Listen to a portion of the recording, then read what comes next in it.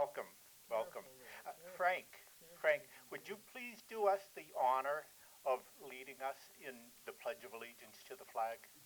I pledge allegiance to the flag of the United States of America and to the republic for which it stands, one nation, under God, indivisible, with liberty and justice for all. It's my privilege to introduce Jared Meader. Jared Meader is the town's first wastewater superintendent, and he has a lot on his plate. He's got a great background. He comes from both a military and a municipal background in sewer. And it's his job to make this whole phase 1 and phase 2 and phase 3 and wherever we go. He is overseeing the installation, then the test out, and then hiring all the people, writing all the policies and procedures, figuring out how we're going to bill. A lot of things on his plate, but we're very lucky to have him, and welcome aboard. Thank you.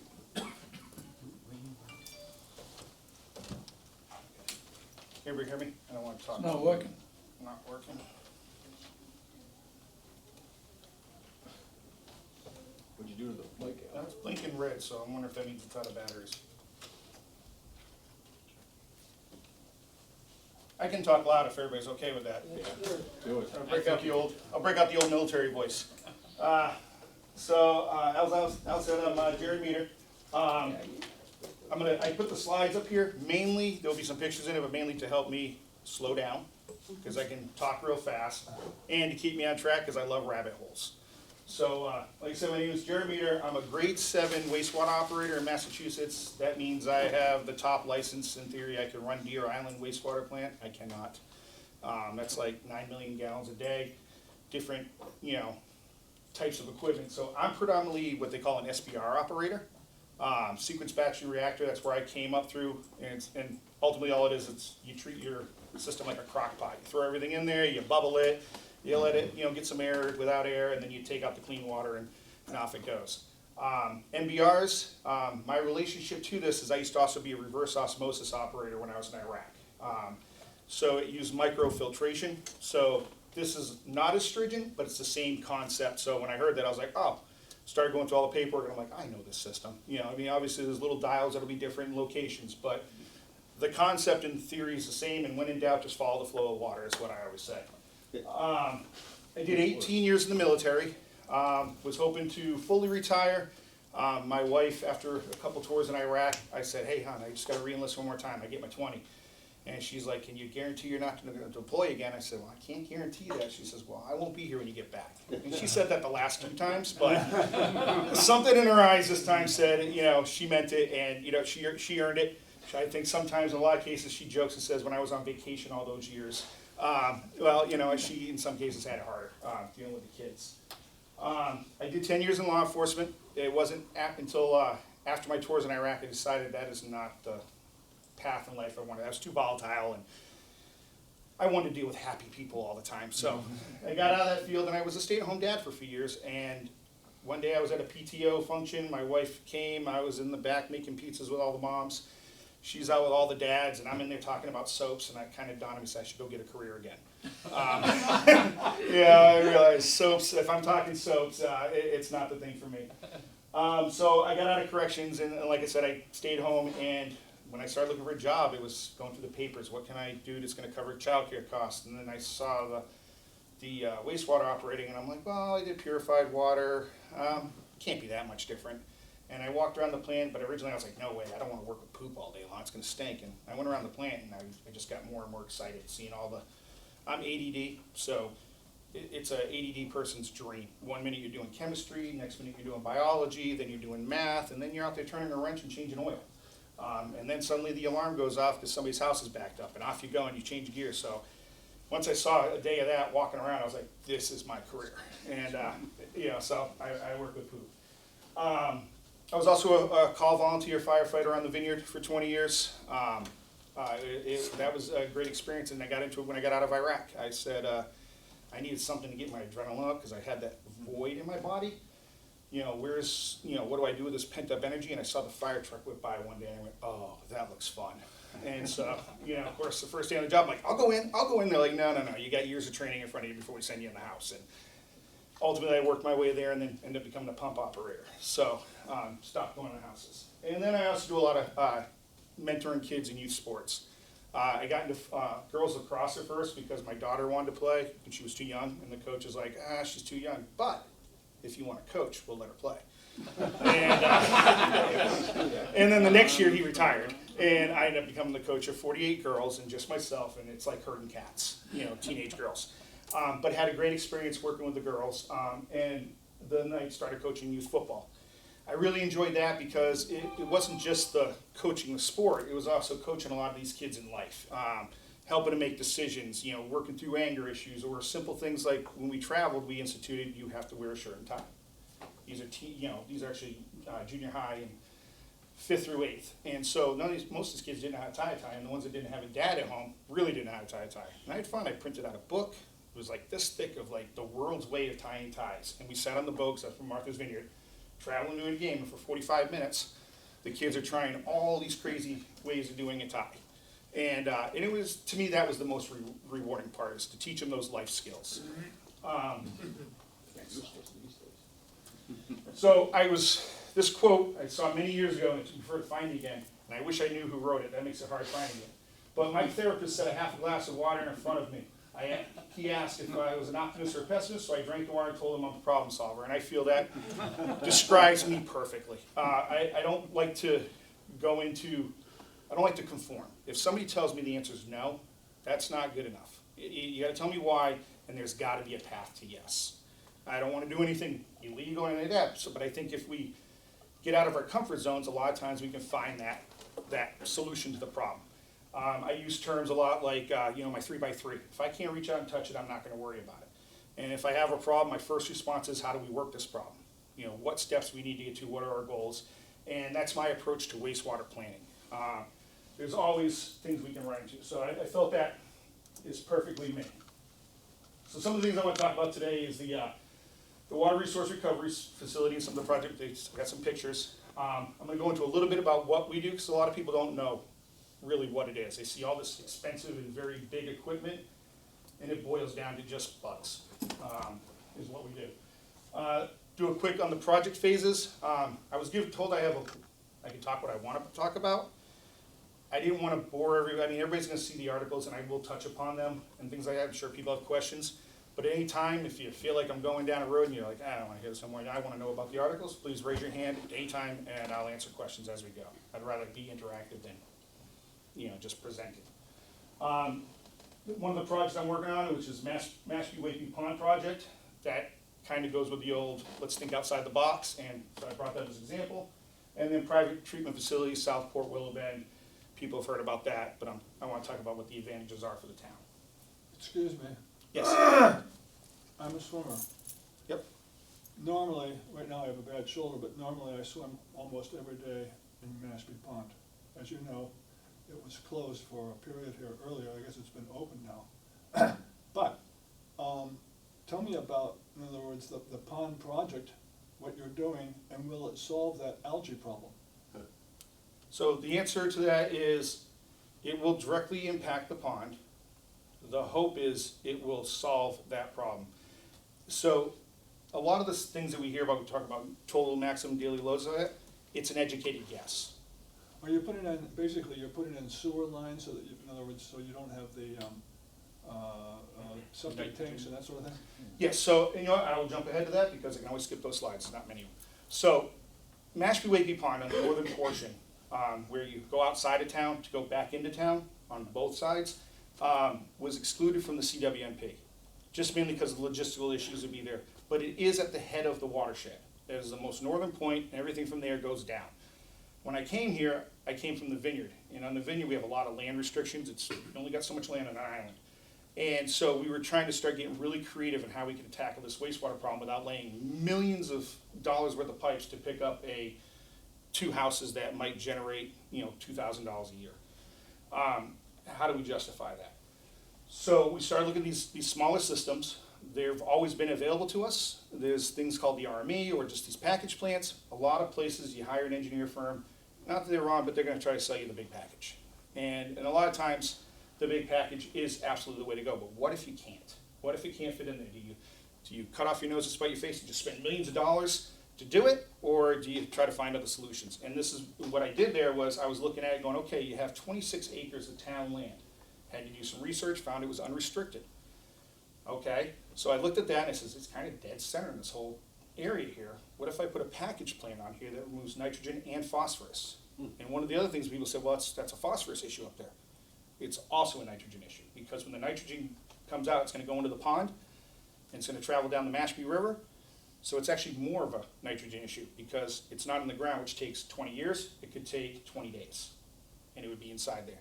So we could actually affect both areas, plus the phosphorus removal is the additional bonus for the fresh water, nutrient removal. Also, if we bring it all to there, there's plenty of land to do leaching. It's also a budding sandwich, which has their pond just to the north, I can never remember the name, and they also have open space land. So this could eventually someday become a joint venture, which gives us more points for the SRF funding. You know, we get better interest rates or no interest, and more grant money available to us because we're doing cross-border community projects.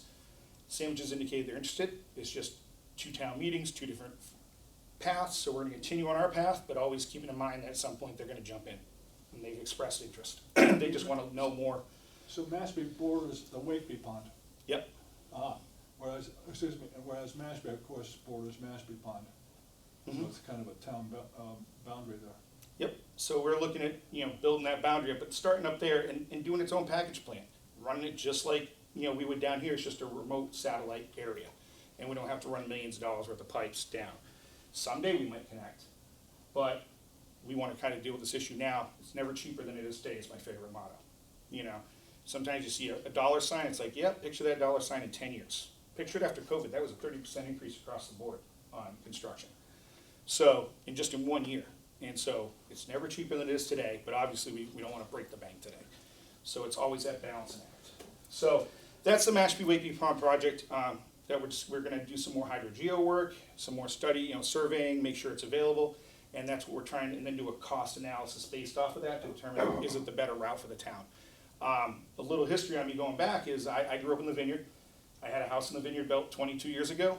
I was the sewer commissioner in my town, and we were doing a sewer extension, and I stopped the line 2 houses from my house, because that was the flow we needed. Engineer looks at me and says, hey, do you wanna pick up your house too? I said, that would be unethical. 6 months later, my septic failed. Yeah, of course. And then I had to get an IA system because I was within 1,000 feet of the water. My IA system, because the size of my house, was $79,000, 1/3 of my mortgage. And I was like, there's no way. And then a $1,200 a year maintenance fee that you pay to have somebody test and monitor it. I said, let's sell as is, we're getting off this island, and we moved to Centerville. And so I do, whenever I look at costs, I've been on that receiving end where you get priced out or something happens and you have to give away your childhood where I grew up. Do I regret it? Every day I'm off that island, I realize how much more I love it being in the real world. But I don't want people I want to keep Mashpee residents. That's the ultimate goal. But we also do have to do the environment. So I'm always looking for a better way, and I'm always open to it. I don't have an ego in this. I only know what's been taught to me. I always joke and I say I have a PhD. It's a plain high school diploma, is all I have. I hire engineers to do all the smart work, but I'm really good at throwing things against the wall and they tell me if it sticks or not. That's what they're there for. I'm just an idea guy for them. And so I'm always open to ideas, and then I'm always on building on those ideas. Let's build a better product is always my motto. And that's what I think we have a huge opportunity to do here, is make a base product that can ultimately be mirrored in other locations, in the town and Cape Wide. So that's what that project is. So, like I said before, the wastewater treatment facility is a biological process. We have all this industrial looking equipment, all just to create the perfect environment for the bugs. There's many different types of bacteria we have, but we're trying to focus on very specific aerobic bacteria. That way the smell is not as bad. I mean, any good wastewater operator, you'll know who they is. The minute they walk into the plant, the first thing they do, they're gonna go. And meanwhile, everybody's going, oh my God, that smell. That smell tells us a lot. If we smell sweet onions, that tells us we have ketones in the process. If it starts smelling like that rotten egg, we got hydrogen sulfide in the process, which means we're getting an older sludge. But if it's musty, perfect. You know, so the first thing we do, okay, that odor won't travel far. It's not too much of a nuisance. It's just kind of musty. These bugs are related on the left, the stock ciliates. You become very intimate as a wastewater operator. You're in that microscope all the time looking at your bugs. And when you find that a slug came through and killed everything, it kind of breaks your heart. Kind of like, man, they were doing so good, you know, it's a lot of work. So, like I said, we have the stock ciliates and the right's rotifers. Pretty nasty looking things when you get really close to them. They're just like a freak of science. And free movers, ciliates, free movers. And they basically swim around and they eat up all the chunks. And that's what we're doing. We're taking if somebody was to go outside and go to the bathroom on the ground, naturally through time, bugs are going to grow. If it's in the right environment, they're going to eat, you know, everything in there, and it's just going to naturally go. We're speeding that up. What takes 14 plus days, we're doing in a matter of hours. And that's the whole process, and mainly through oxygen. You know, we bring them in there, we starve them of oxygen, they kind of go to sleep. We get them real hungry, and then we hit them with some food, and then we crank up the air, and it's like you just gave them a shot of adrenaline, and they just go crazy, and they eat, and we give them a certain amount of time, and then we cut the air off and put them back to sleep. And then we get rid of let it settle out and float, and let the clear water go. And then we do it all over again. Wake them up, make them work, and then we waste them away after so many days, because then eventually they'll die from old age, and we'll get things like worms, or these phenomenal things called water bears. Apparently they shot one up in space, and it survived in the vacuum of space. They brought it back inside. As soon as it got back in the environment, it got rid of the shell it created and came back to life. It's the most amazing creature in the world. Is that in liquid? So they survive in liquid, but they let it go in space, like I guess on its own, and it creates a shell it puts around its body, and it goes into like a hibernation state, and it keeps its moisture in there. So as soon as you bring it back to the environment, that shell tells, okay, I'm in this good environment, and it sheds the shell, and it's back to life. It's like they've been around since the dinosaurs. They're amazing. And I actually got my wife a pendant I found online that is of a little water bear. It's the ugliest little thing in the world, but my wife's like, what is this for? I'm like, I just thought it was funny. My wife has a huge sense of humor. But like I said, bacteria is the most important group of the microorganisms. They stabilize the organic matter. So when we say stabilize, what it's designed is when we get rid of the sludge, ideally, it's all the organic matter has been decomposed. Therefore, it shouldn't rot and it shouldn't smell bad. That's the ultimate goal. There's different levels. Like we're going to send out what we call wet sludge. We don't dewater it, so it does have a little bit of the volatile solids in there, not as much, whereas we dry it out. But that whole process is just basically breaking all that down and getting rid of all the nitrogen, converting the ammonia to nitrogen gas, and then releasing it back into the atmosphere. That's what the whole process is.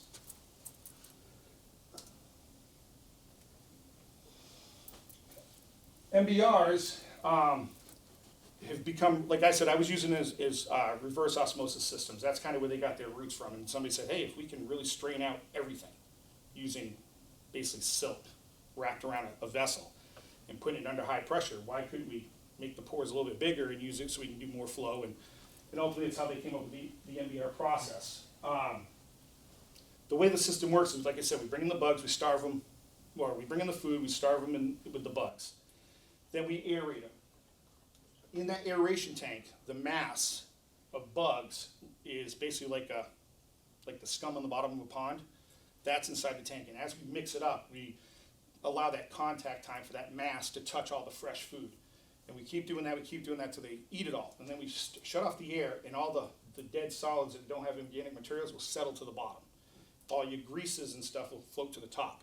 And you end up with this open area supernate in the middle that is clear water, ideally with low TSS, because those bugs ate up all the little flock masses, and you have this clear fluid. We then bring that fluid over to another tank.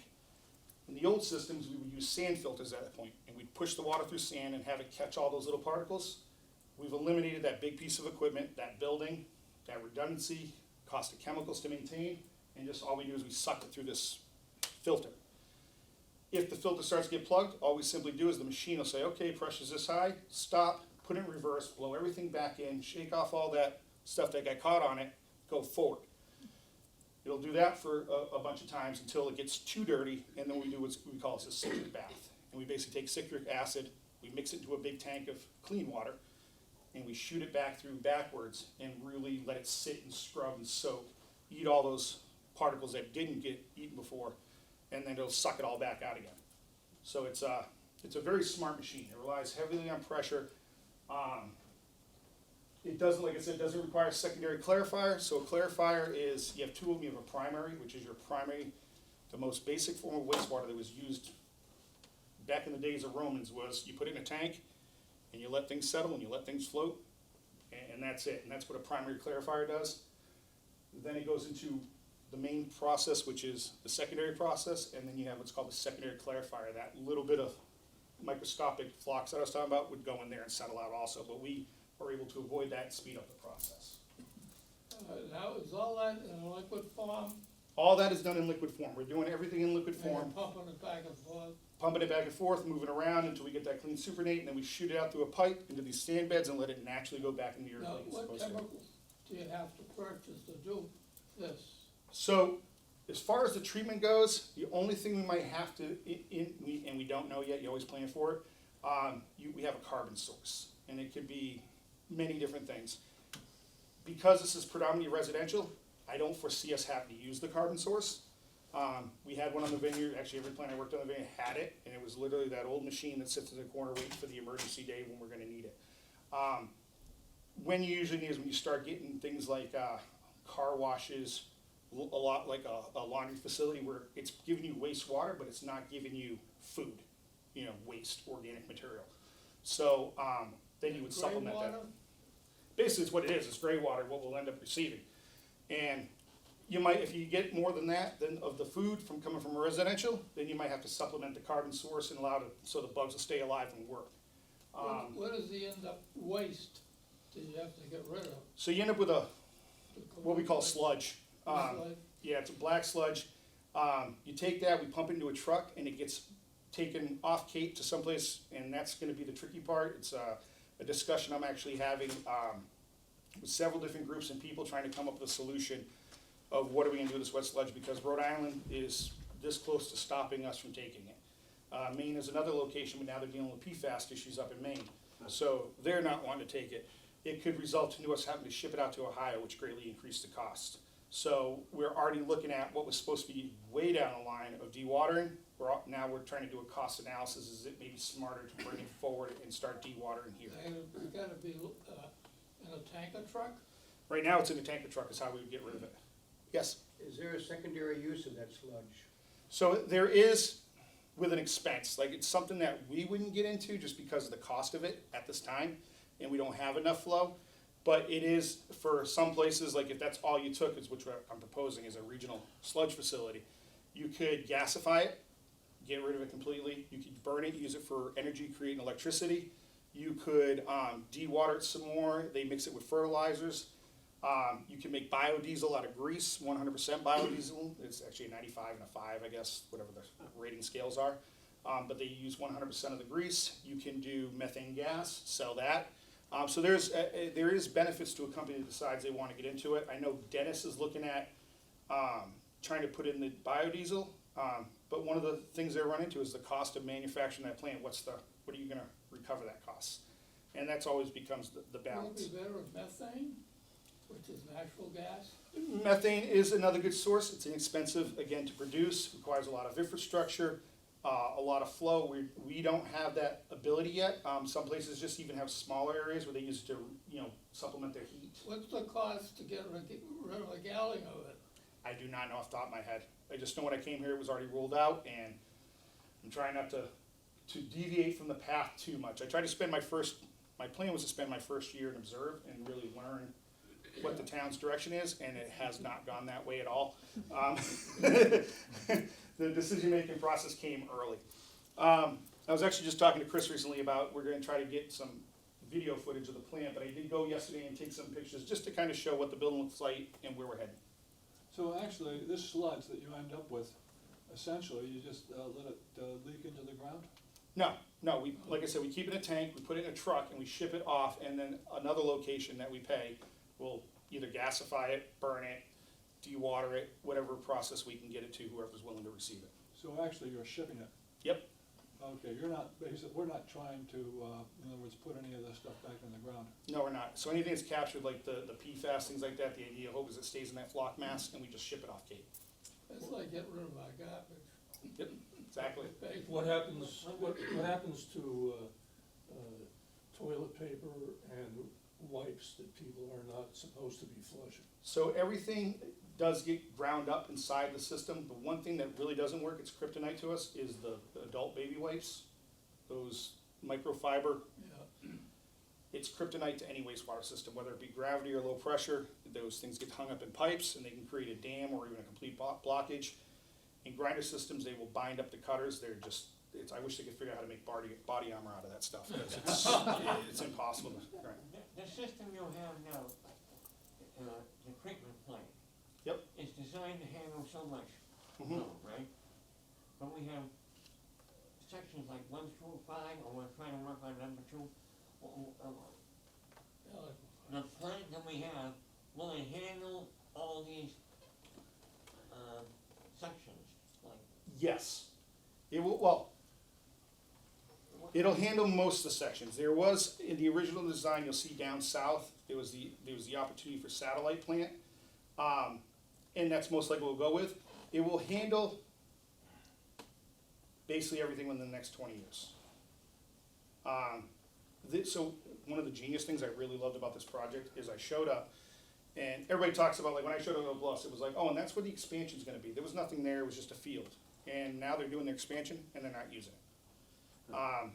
To me, it was here, the town said, okay, we know we're gonna be building out this big. We're gonna put all the tanks in now, which is the big cost, putting in the tanks, doing the concrete, the rebar. The town put all that in there. And then basically in the contract, obviously, said we're gonna be sole source. So whoever got the first contract, their equipment is guaranteed, so it stays the same all the way down. That was brilliant, because that is the most expensive portion of expansion, is building infrastructure. And again, it's never cheaper than it is today. So they put it in there, and now it's just a matter of the pumps and everything comes on skids. They roll it in, they set it on the floor, they wire it up, they connect the pipe, and now you get yourself another train, they call it. Each train consists of 2 systems. So you have the anoxic, the aerated, the anoxic, the MBR, and they run in parallel. We can keep them both open. Wintertime when food drops because people are leaving, we can shut down one train, just operate on one of them, preserve energy costs. So it's a very well thought out system. So the picture on the left is the pre-treatment building. So everything comes in from a wet well, gets loaded in there, and it goes through some screeners. I'll have those on later slides. Actually, I'll go to it. All right, so on the left, you have a 6mm screen. I took a picture of the 6 and the 2 because you can see on the screen, which is this portion right here, how you can see through it. And then in this screen, you can barely see through it. So the way the system works is we're gonna bring in that waste. A lot of your toilet papers, let's say it came from a gravity system, might not have gotten chewed up in any way, shape, or form, but most likely it's gone through several pumps and it's gotten turned back into pulp, basically. Anything that didn't, and it could be eggshells, it could be those adult baby wipes if they happen to make it all the way through, sticks, glass, we find everything in there. That screen will catch most of that. So the water will travel through it, the screen spins, there's a little conveyor, it's like a corkscrew. It grabs the solids that get left behind, and it pulls them up, and it shoots them down a chute into a trash can, and we take it to the dump. It washes it as it goes up. There's these high pressure hoses. It washes it real good, then as it goes up further, it kind of dries out, and then it shoots it down, so you end up with a more or less a damp type of, that's where we find a lot of rags. You'll end up with a giant rag ball, usually. But that's how that works. And then it'll go through a vortex where it spins it all around and drops out the heavy sand. Then it'll go to a grit classifier, and it'll determine, on the different sizes of grit, it'll throw that into a trash can, wash it, throw it in a trash can, and then it goes to this 2mm, which really gets out the last little bit of stuff, because the MBRs, one of the things about that membrane, if you end up with like a toothpick that gets through, it starts shredding that membrane. Then the solids are able to pass through that membrane, which then when it goes to UV disinfection, you can start failing because you end up with what they call a fecal coliform count. So that's why we really try to screen it well, multiple screen process. That way we get longevity out of the MBRs and we're not replacing parts all the time. Are there two of each of these screens in case you have to work on one but keep the other one operating? So of the 2 millimeter, there are two. We never get rid of that. Of the 6 millimeter, there's only one and then a bypass. There are situations sometimes where we have to bypass that channel, whether it be maintenance, but usually we do maintenance like mid-morning, because you always have when we come to work in the morning, the thing's going up and down, its flow's coming in, up and down, up and down. That's just because everybody's getting ready for work, making breakfast, taking showers, all that stuff. Then you have like a mid-morning lull. Then if you have a commercial area, you end up with a lunchtime pickup, and then a late afternoon lull, and then overnight, dinner time, baths before people go to bed, stuff, kids. And then it's really slow at night. So we pick times to do that type of maintenance and try not to bypass. If we do, we have to notify the DEP, hey, we bypassed, this is how long we bypassed for, this is the estimated gallons that went through the system. Ultimately, as long as our labs come in, that's how this is designed, we still wouldn't violate any permits. But Is there a storage prior to getting it to the system? so you have the different lift stations, everything works in series, so the lift stations become storage facilities. Once it gets past this building, before it goes into the MBR tanks, there is an equalization tank. So if flows come in much faster than we can get through the trains, and we don't want to open a train yet, we can allow flow to back up in there, because then what happens is overnight, when we have the lowest flow, it doses all night, and that's beneficial to us, because if the bugs don't get the food, they start dying. So we got to keep what they call a food to microorganism ratio active all the time. So yes, we do have that. Question, Yep. in terms of pretty much all my life, I've had an incinerator and a garbage disposal that basically has eaten up mountains of leftover food. For instance, I buy a whole watermelon. Mm-hmm. Guess where that rine's going? Down the incinerator, as Mhm. opposed to the garbage. Yep. Now, my question is, from an environmental standpoint, is it better for all this excess food to be going down the incinerator or in the garbage? Your mulch pile. That would be ideal. It doesn't. So the screeners will take out most of that if it doesn't get done anyway. So as far as when it comes to us, that it saves us cost and how many times we have to take out the trash, but it would be minuscule.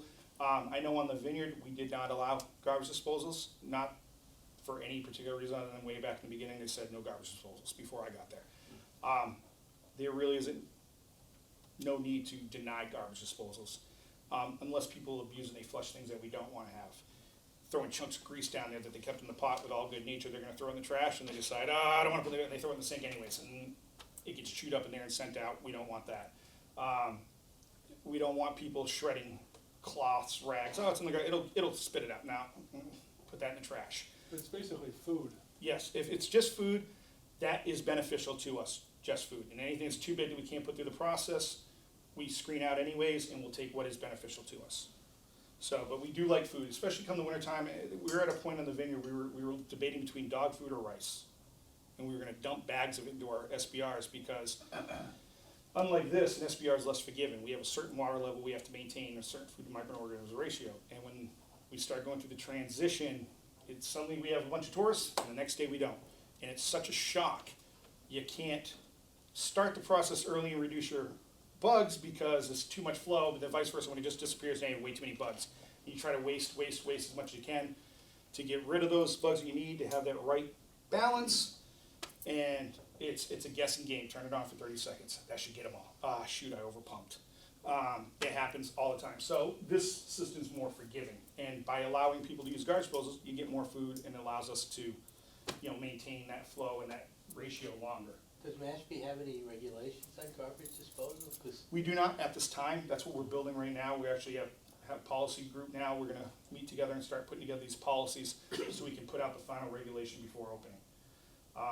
I do have a rough draft of the policies, but now we're gonna look at each individual one, hit it with a microscope, make sure the commissioners, that's what they want, this is their intent, and then from there, it'll get voted in. Because somebody told, when I moved in a few years ago, and I think it was the real estate agent said you're not, if you have a septic system, you're not allowed to have garbage disposal. So septics are different. Yeah.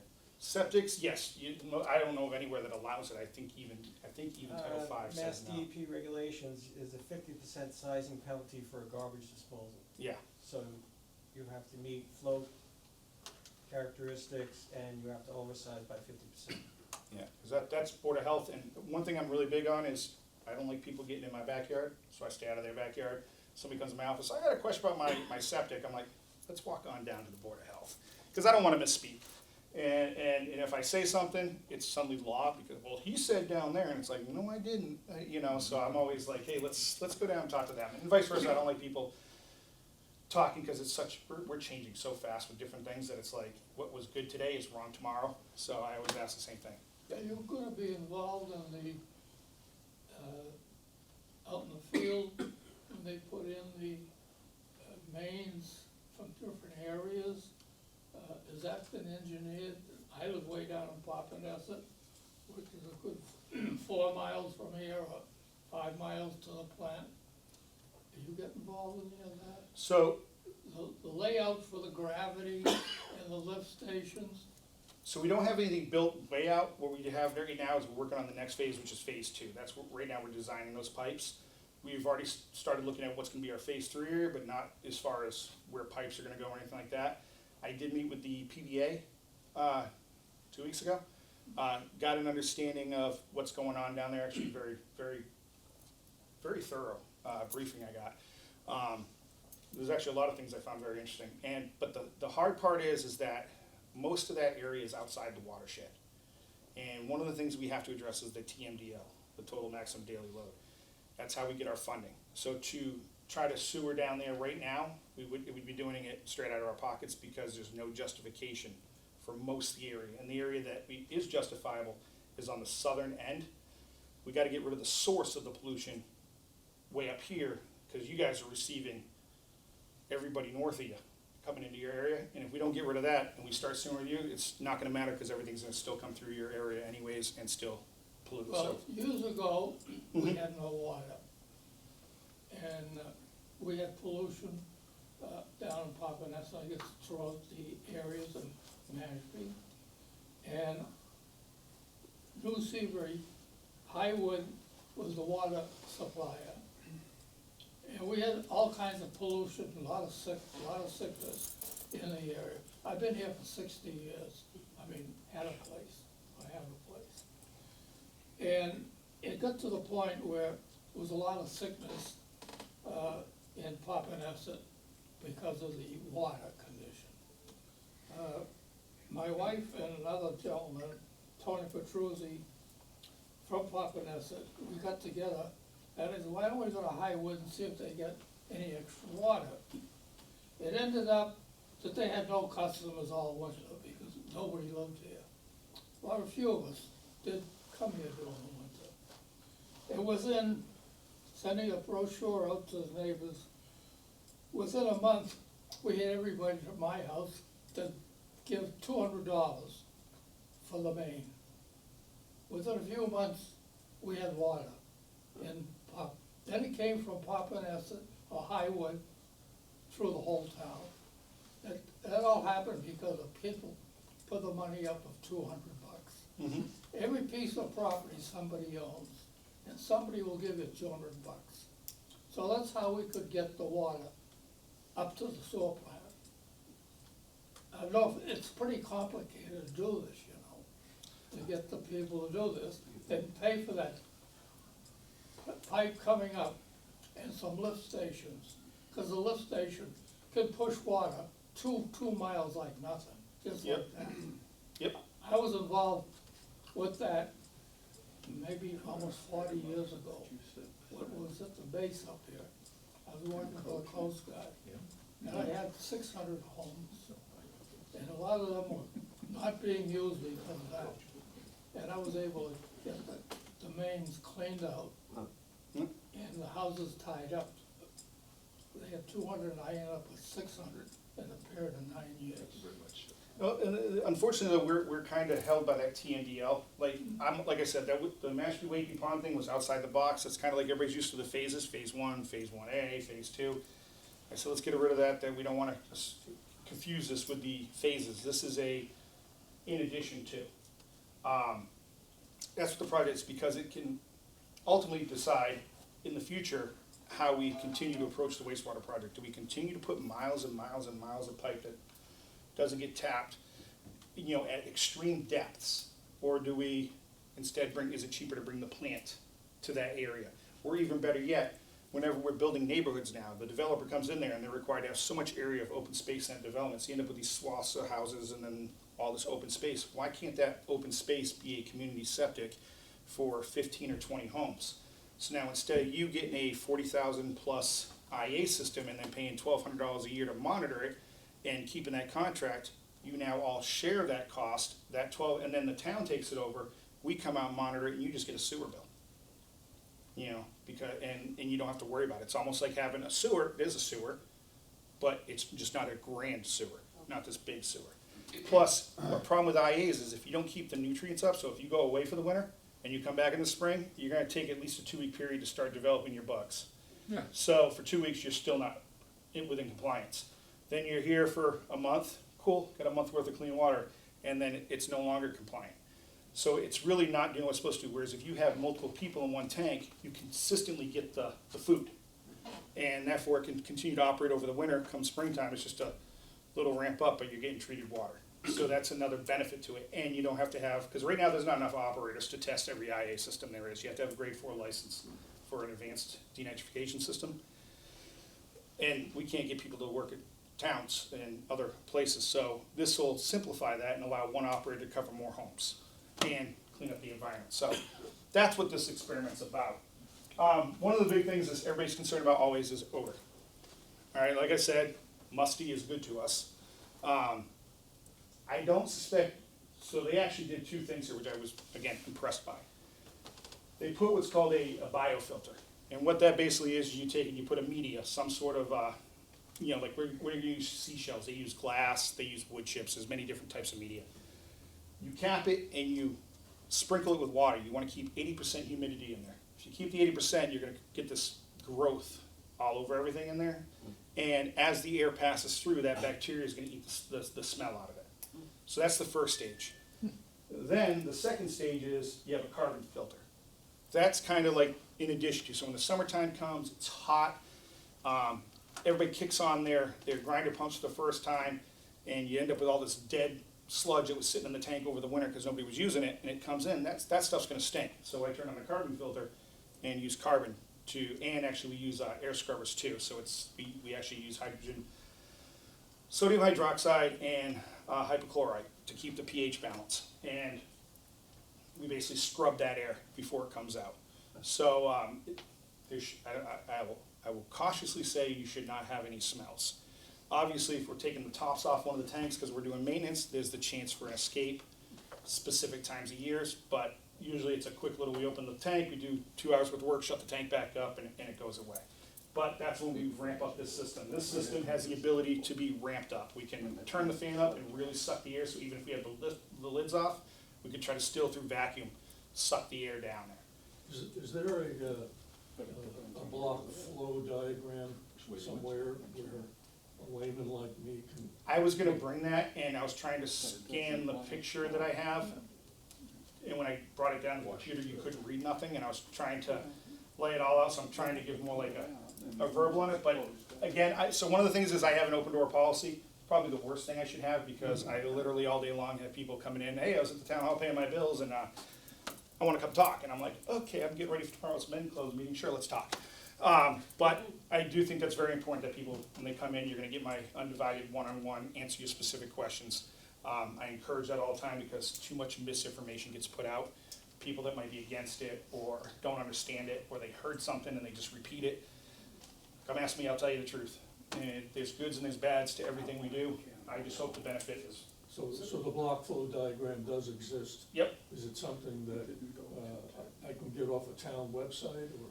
It's not on the website again because we shrink it down and we get too small. But if you were to say, Google NDR process, they do have great, like, diagrams. I was gonna use some of them on here in the meantime, but like I said, somebody came to my office, I started talking and ran out of time. But they do have great diagrams you could use for that. Just, like I said, MBR process. I have a question. Yep. My understanding is this sewage treatment plant does not capture phosphorus. There's always phosphorus removal, we do it, but phosphorus is one of those things that we know is bad. We don't have strict guidelines yet on how to take it out. But we do remove phosphorus. I think it's gonna But it's be, primarily for nitrogen, right? it's primary for nitrogen, So, yes. but there are some sewage treatment plants like in California that has an extra stage for phosphorus removal. Yes, Why are we not doing that here? because the state hasn't hit us with a requirement yet. Sorry? The state hasn't given us a requirement yet, so that's why it wasn't put in there for costs. Once we get with a requirement, that'll be definite, but the system already does remove, just in its basic design, most of that phosphorus. And also the phosphorus for the ponds, we're south of those ponds, so anything we bring into the plant from those areas, if we can do that, basically takes the phosphorus and bypasses the ponds. But if there is a water body down below, If it's a That would freshwater be body, really- we don't have one right now. I mean, we do have the stream kind of close, but the state hasn't mandated it. It does remove, I think it's below 0.5 is the design, which is actually great. It's actually still better than what you'll find on the state webpage for approved systems. So we are doing better than what the state has approved, but it's not specifically designed for that. so which stage does it remove phosphorus? The MBR stage? It would be, yeah, it would be during the MBR, or actually post-MBR stage. MBR stage and post, because if you do the added extra treatment, add another tank, which could be chemical addition. It could be, chemical is probably the best way to remove it, but then you end up with a sludge and a byproduct that we have to ship. So a lot of that was gonna get captured in the biomass anyways, and that's how we reduce those numbers. We capture it and we send it out as we're filtering and going through the process, if that So makes do sense. you put alum in there or no? We do not. You don't. We do not use alum. The ponds do get treated occasionally from the DNR, but we don't handle that part of the process. Ultimately, my prediction is in the future, we're gonna end up having to add that step in there. The state will eventually catch up and make it a priority. But everything's pre-designed. So you'll start seeing these buildings pop up around town. One of the things I learned when I first got here is the vision, and the vision is that there'll be standard layouts throughout town. There's two sizes, though. We made a smaller one because when we went and looked at the Orchard Road area, the lift station's gonna sit in the middle of the island. And I'm like, if I was that person in that house, I'd be losing my mind right now. If I was gonna have this big, huge, 15-foot tall building. So we said, okay, we're gonna make a smaller building. We're gonna get rid of the big stockade fences, use more shrubbery, and use camera for security. But everything's locked up, and so nobody should be able to really hurt themselves. The fence is just an added deterrent that, with all the security we're gonna have anyways, we won't need. But they do have their own generator, so the lift stations will always be operating. One of the things I'll add into is there's grinder pumps and there's low pressure grinder pumps and gravity. So when you do gravity piping, you could end up with pipes that are really deep in order to make a long run. Once you get past like 10, 12 feet, the cost skyrockets. You need bigger trench boxes, you need bigger equipment, larger diameter pipe because you're taking on so much. That's all huge expenses, right? So one of the things we've made in phase 2 going forward is, once it gets to that breaking point, let's start talking low pressure. You know, here and there, because it's a short distance, we'll do it, but if not, we're gonna go to low pressure systems. Then the concern came into, well, some of these homes are so old that their electrical service couldn't support the grinder pump. Okay, it happened in Chatham. I said, okay, how do we deal with that? And then it dawned on me on the vineyard, we had the gingerbread houses, anybody that's ever been there, so you'll see in that neighborhood, these green panels on a corner. That panel controls all the grinder pumps for, say, this road. So the homeowner doesn't get hit with the electric bill. The homeowner isn't responsible for the operation and maintenance of it. It comes to this green panel. The benefit to me is, A, when the alarm goes off, I'm not waking somebody up at 3 o'clock in the morning to change out their pump. I just sneak out there, pull it out, put it in. Only once I was next to one of those gingerbread houses, the window was right here, and I'm trying to quietly pull it out here. Hey, what are you doing? I was like, God, you gave me a heart attack. She's like, you gave me a heart attack. I'm like, I'm just changing your grinder pump. And she's like, oh, I didn't know it was an alarm. I'm like, good. Boom, got it out, got out of there. 3 o'clock in the morning, scared the crap out of me. But that would be the same intent in these neighborhoods. It would all come to the panel would notify me, we'd come change it, whether you're home or not. And you won't be the wiser. The other benefit is if that next major hurricane comes through and you lose power, obviously those don't operate. So on that panel is a connection, we bring up a generator, and instead of me going from house to house to house, I plug in there, I pump down 40 houses, go to the next panel, boom, plug in there, pump down another 30 houses, and just keep the rotation, less manpower, more efficient. Do the grinder pumps have, are they redundant pumps? Yes. Well, so they have an alarm switch. The chambers are big enough that they design that when hiring, we say there's a 1 hour response time. If the alarm goes off, you have to do 1 hour. In theory, those chambers should hold 24, hours of use. We say 1 hour because you don't want the pump then to get covered completely because it's a pain to remove it and you want to still be able to see it. So, but there is some time, I should say. So there are not 2 grinder pumps? Not in every home. So, because Not in every home, I'm speaking in the lift oh, station. lift station, yes, there's always 2, and then they design these with an additional connection for, say, a septic truck. So let's say both of them are down, some emergency happens, I can back up a septic truck and suck straight out into the truck, instead of dangling the hose. So that was a good just design. thinking about the, people, I'd like to shoot the guy who's put on a package, these wipes are flushable. Yeah, I don't believe that the public, even if we put it on the front page of the New York Times, are ever going to let go of using this wipe and flushing it. so, a couple minutes ago, so with these, the good thing about these is, we learned through trial and error that if I just close the discharge valve, open up the, check valve, and turn on the pump that is working, I can backflow the water and flush it out and push it out usually. They now have VFDs that allow us to, it'll get stuck, it'll build up amperage, and the computer will say, oh, okay, put it in reverse. And that will try to spit out the rag, if that's an issue.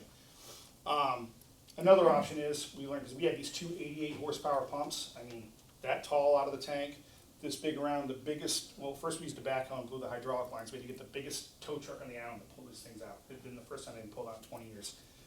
And it's the white was probably this big, and it just jammed enough. We couldn't even flush it out because it was so little, none of the water was grabbing it, pushing out. We pulled it out, said this is ridiculous, it took so long to do it. So then one day I went in there and just took the wires and reversed it, and because it didn't have a reverse VFD, and we were able to spit it out. So there are methods to do it, but these systems are designed that one goes down, we're getting an alarm, we're showing up anyways. One is operating. Now, if the other one goes down while we're not there, we do have time for the tank to fill. We also have a spare pump that we have on location that'll be inside that building. That we pull one out, unwire it, put the other one in, send it down, screen everything out with a pool net, pool skimmer. If it's in a grinder chamber and the homeowner is flushing like that, it's gonna get caught in their individual chamber. And we're gonna know it. And we're gonna tell them, don't do it. And they're gonna do it again. And then usually we hit them with a fine. And then we hit them with another fine. If it breaks the pump, now it's $3,800. Whereas normally, if we pull a pump, there's no charge to the homeowner. We're gonna pull it out, we're gonna put one back in there, and we're gonna repair it back in the shop and put it back in line to be reused. But when it's something like this, it's not fair for all the rate users to be paying for somebody that's just through negligence or in carelessness damaging the system. Usually we find when we say, all right, here's the bill, last warning. And they go, oh, $3,800 for a new pump? Yep, plus man hours, $4,500. So that's your final warning. And usually when they see that dollar sign, they go, yeah, I'm gonna stop flushing the wipes. So, and that's always the hope. But the mechanism is statutorily allowed for us to, if we needed to, fine people for certain things. I've just never had to do it, threatened it, never had to do it. I'll go into a little bit about so this is small, I did bring the maps, put them in the back. If anybody was at town meeting, they might have had the opportunity to see them. This is the current phase 1 and phase 1A. All right, so the wastewater treatment plant, I gotta orientate myself with the town, roughly right here. All right, so this is the first area we did, and then we incorporated this purple area in phase 1A. It was taken out and that's being brought back in, the money's, we got the money.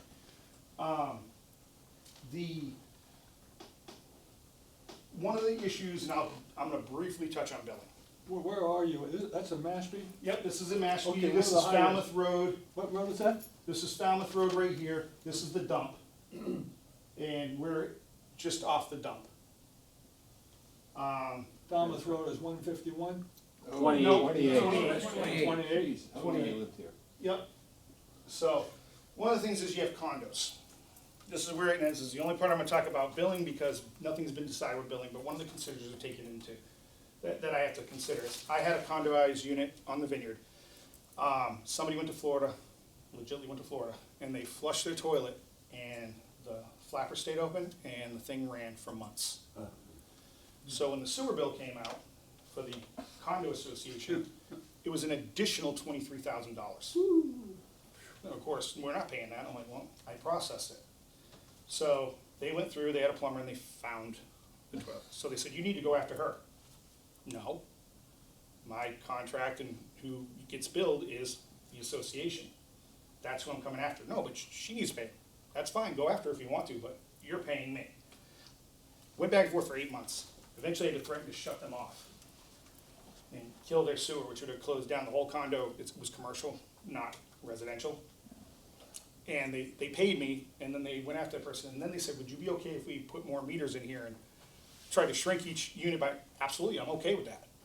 I don't mind, but this is who my deal is. To avoid this in the future, most of these developments don't have multiple meters per unit. It's 1 meter. If it's, one's well, one's not, one's town, and it's 1 meter. How do I avoid this happening in the future? So one of the things we're looking at is, well, we could flat rate bill them. We can say, okay, this is what you have. A lot of places uses drains and sinks and things like that.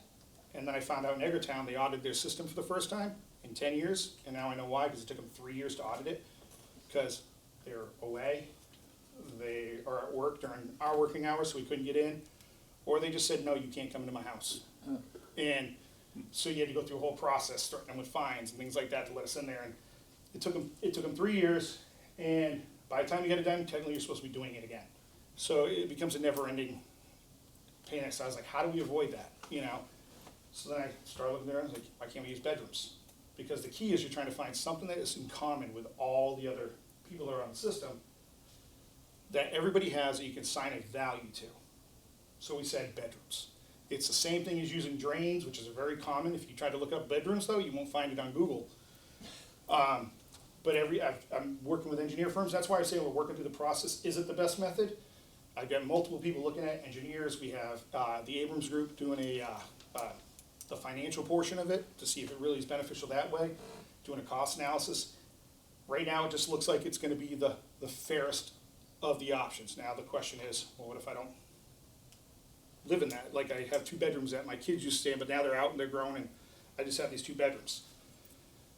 At the end of the day, the plan is designed to handle your flow to this amount. I can't get rid of that. I can't sit there and say, well, since only one of you is living in the house, I'm going to go tie on 2 more houses and make up that flow. Can't do it. I have to be able to accommodate that flow because tomorrow you might have the whole family come down for 4th of July weekend. We all use flow. I got to make sure the tanks don't overflow. So that flow is reserved for you, and it's unbillable. So then it affects all the other users because if you're not using it, and I'm charging you on usage, but yet I still have the cost of maintaining this system, do I raise everybody's rates, you know, super high? And if you do it by flow, you have to build in a buffer because you don't know if it's a high rain year, you might use less water, like you have noticed in the vineyard, 96 inches, nobody turned on their sprinklers, and we lost a couple $100,000 that year and did not make budget. So we had to guess, whereas if we use bedrooms, I can look at, okay, my budget's $1 million. I divide it amongst this many bedrooms in the town, everybody gets this bill, we're gonna bill you quarterly, we're gonna tell you in January, come July, you start paying, you have 6 months to start your budget. And if you wanna send me a check every month, I'm not gonna say, well, technically, it's not the billing cycle. You know what your annual cost is gonna be. Again, it's not defined, but these are some of the things that seem to be appealing. And that's what we're trying to review through. I mean, obviously, like I said, I'm trying to keep locals local, you know, but I also have to operate a system and I have to remember what's fair to everybody here. You know, like, if I don't do it, how much do I raise it for this person over here? Yes? Hey, Jared, where's Willow Bend and New Seabury Okay, so, they're on the other side of town or south, so, let me, Is that the rotary there with 151? so the rotary 151 was farther back, it Yeah. wasn't on that map. Oh, okay. So this right here is the phase 2 north area. Mashpee, Wakeby Pond, Town Hall is right down here. This is, was it Main Street? 130. Main Street, 130. Like I said, I'm from the vineyard, still learning my geography, on Cape Cod. This area is gonna be predominantly gravity. We're trying to set the lift station locations. The next area south, basically from here down is most, or excuse me, Jack, yeah, right there, Jack Pond Road, whatever it is. That from there down is gonna be low pressure. We looked at the cost of 2 lift stations that would have been required to get the flow up to where we need to, at roughly $5 million a lift station, all right? If you took that away, that's about $10 million we could invest in low pressure. But then we found out that if the town operates and installs the grinder pump chambers, we again can get SRF funding. So that allows us to reduce the cost more. What made us think of it is when I finally drove down here, once they gave me the map, I was like, all right, cool, now I'm gonna go drive this area because I don't know it. This whole area, sorry, my wife never fails. The topography there is literally like this, and it goes up and down, and it could result in a pipe being 40 feet down. The cost of that would be so expensive, and then big diameter Which pipe. area is this? This is Pirates Cove, Mashpee Neck. Mashpee what? Mashpee Neck. Net? Neck. Oh, Mashpee Neck. Yep. And then, and down here's the Pirates Cove area. So it was decided that with the reimbursement, it's gonna be much cheaper just to put individual grinder pumps on town property. Town owns it. We operate it, we maintain it, and we get the reimbursement from the state, which is gonna be a huge plus. People in phase 1, the 30 or so customers, we're gonna, own and operate, but we're not installing. And so that's an additional cost for them getting the grinder chamber installed. They're gonna put the boxes on their house. We just learned that this is another option to us, so we're going forward, this is how we're gonna pursue this. And this should keep, again, the cost of the project way down from the original 96 million. You know, when we came up with the 96 million, I was actually very surprised. Nobody said, well, justify this 96 million. My question that I got was about testing and monitoring, which surprised me. I was like, oh, I'll gladly answer this one. But the 96 million, when we sat down with GHD, I said, if it's a maybe, it's a yes. Add that in the yes column, this is what the cost can be. If it's a sliding scale, it could be from here to here, give me that high end. That way I didn't have to come back to taxpayers next year and go, hey guys, we had to cut off 40 homes and I'm gonna need, more money if you want them back in there. No, this is what the project is, this is what we're gonna build, and from here, now we're trying to figure out how to save money, how to cut back that cost. Because the one thing I told them I will not do is come back and ask for more money on this project like we did in phase 1. We're not gonna back into this number. So And the 96 million covers what? it's gonna be the administrative building that's supposed to be added in, which is also gonna have the process control lab. We're gonna put in there meeting space and then our building operations department. It includes now 5 lift stations total, and I think it's 23 miles of piping that's gonna go in there, and then with the SRF funding, that we get back from that, it'll reduce that cost. So that's phase 2, That's phase 2. right? Phase 3, actually, did I put that in the next slide? No, this is the Mashpee Wakeby Pond area, just a quick go back to it. This is the town land that I was saying that the town has, the 26 acres. And somewhere, it's only got one challenge, and right here, I swear a meteor must have hit there millions of years ago. It's a perfectly round hole and it's deep. But it's in an area that should affect us. So this is the area we're looking at, and then bringing everything over here, 204 homes into that one plant. And we shouldn't have a problem with the discharge from it, because we're not proposing bringing flow from another area to here. This is an area that already has X amount of septic systems in it, so it's a 1-for-1 swap. The new issue that we run into is they want you to treat all the water. They have no plans for us how to get rid of the water. Because if you put it all in one spot, you end up with a mound, and if that mound encroaches on a water body, they tell you no. Because it change. So currently, all those lots along the pond there, Yep. they have sewage, in other words, septic tanks, Septics. and that's the reason why the pond's full of algae. Right. So that's why we're trying to, if we eliminate those and bring that flow to that one area, and it will have the 0.5 phosphorus standard, so we're doing phosphorus and we're doing nitrogen, it should clean up the pond pretty fast. And then we'll probably have to do an additional alum treatment to the pond just to kind of get rid of the old stuff that's just in there. But right now, every time we do an alum treatment, you're basically, Losing battle. it's a losing battle. You're gonna have to do it again. The pollution's still coming in there. The key that we try to, or my method is, let's get rid of the source first, Well, how long? instead of wasting How money. long will it be until you have, in other words, the septic system up and running and Mashpee's gonna be pretty clean? Well, I was gonna tell you originally 5 years. 5 years? And then when I floated this idea, it was legitimately just a brainstorm, talked to Sandwich, we were at an intermunicipal meeting, and I said, hey, is anybody interested in this? And, oh, yeah, we're interested. And then suddenly, once the meeting was over, everyone must have been talking, and it's become a very high priority. Let's do it. And I'm all about it. I hate waiting on things. My ADD, it's like, too long, let's make it short, let's do it now. Yep. I'm concerned about this rate thing. Mhm. I don't think the bedroom count is a very solid system to go about. But if you buy anything, it's based upon volume. You know, you buy gasoline, you buy water, you buy electricity, you buy telephone, and that way it's fair.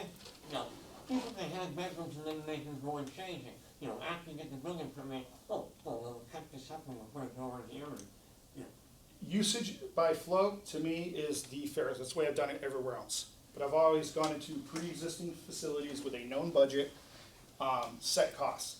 But here's what I will tell you about tiered billing, which is you go online, tiered billing is what the state wants everybody to have because it promotes water conservation, it says, right? What they don't tell you is, we still gotta make our operating budget. So that first tier, the use it or lose it tier, like on your water bill, right? I think it's $50 a Mashpee, I just heard today, right? It would be hundreds for us. Because we have to at least make 80% of our base cost on that. So you're either gonna pay, I'm gonna use a round number, this is not a quote.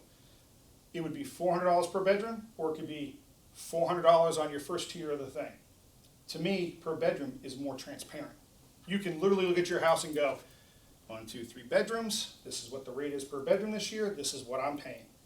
With flow, you're still gonna pay this minimum amount, and then when you suddenly forget the garden hose on one day and you're thinking, you're gonna argue with me back and forth forever about, I never go over that high. Yep, you don't, but according to your meter, you did this time.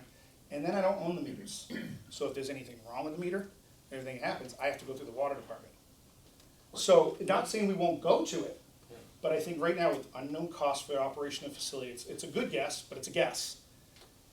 And the fact that when I hear fairness, you got the whole town paying for a portion of this system.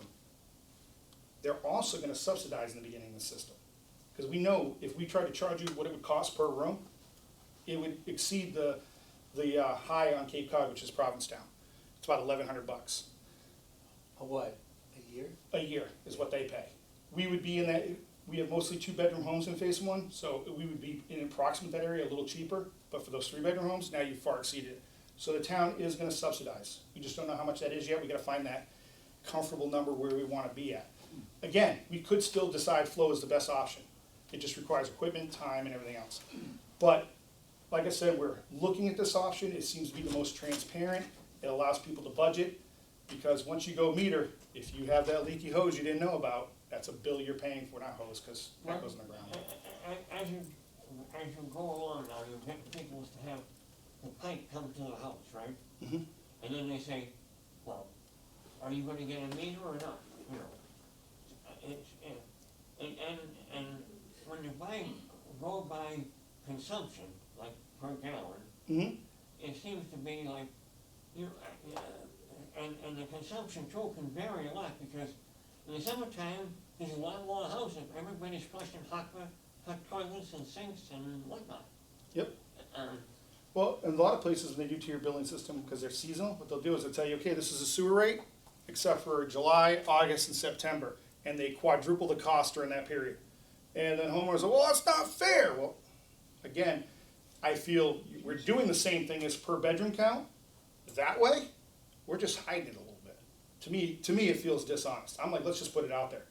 Like with the 96 million, it is what it is. Let's put it out there. Let's explain it. Let's, but like I said, we're not done studying it.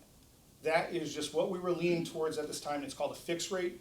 Bedroom was just me being lazy because Title V, so there is no, when you design a plant, they use Title V as that design criteria, how much flow the average house is gonna use. I can tell you right now, if my kids use 110 gallons, we're having problems. As it is now, we like the water bill, your price is based upon consumption. Mhm. And up to a certain amount, and then after that, and then after that, and after that. Mhm. You know, But they also have thousands of customers.